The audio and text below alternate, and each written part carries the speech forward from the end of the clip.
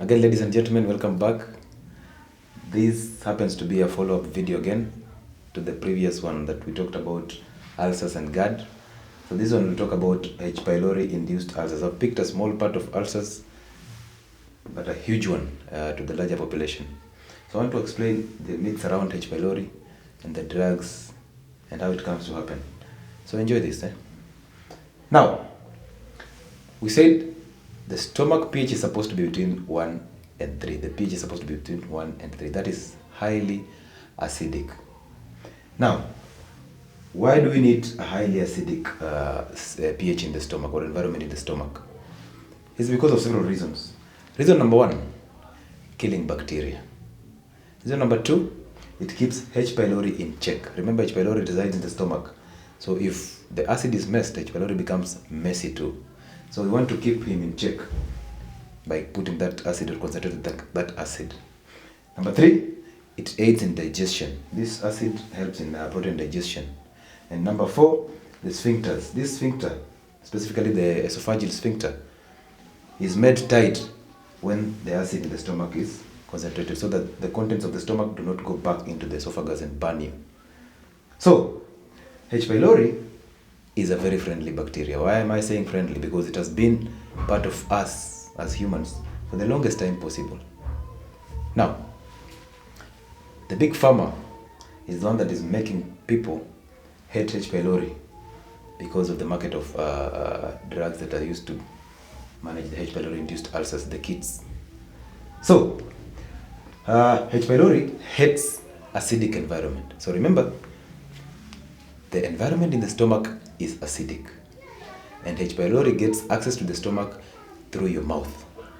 Now when he gets into the stomach, he realizes, oh, the environment here is not favorable for me. So what does he do? He has to adapt mechanisms that will help him survive in the environment. So he forms a protein coat, a very strong protein coat around himself, and burrows into the stomach wall. Okay? So he forms a protein coat first, then burrows himself into the stomach wall.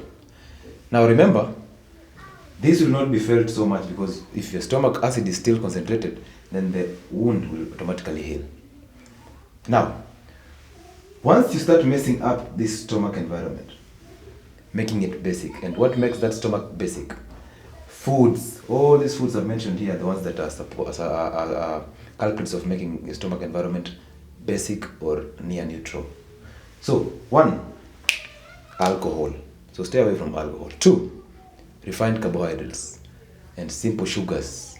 All these are the ones that neutralize this stomach environment. Number 3, we also have drugs. Drugs like antacids, that the work is to neutralize the stomach acid. Remember, we are not measuring the amount of acid in the stomach. We are measuring the concentration of the acid.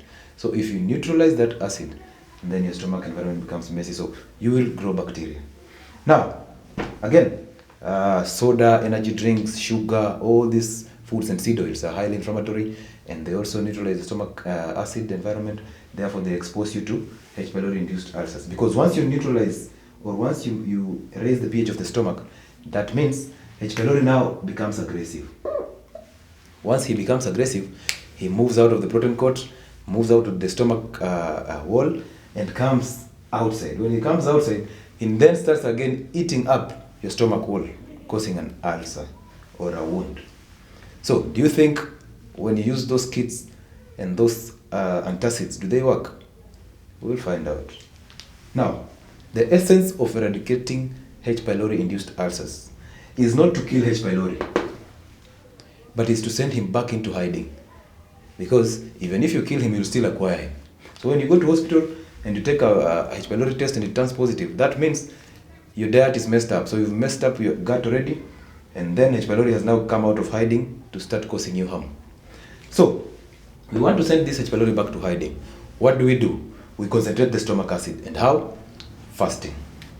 Intermittent fasting. Once you start fasting, you concentrate the stomach acid, H. pylori runs back into the protein coat and goes back into hiding. And that relieves your ulcer already. So, when you start taking the kits have antibiotics. Remember, we have a combination kits that have the antibiotics and antacids.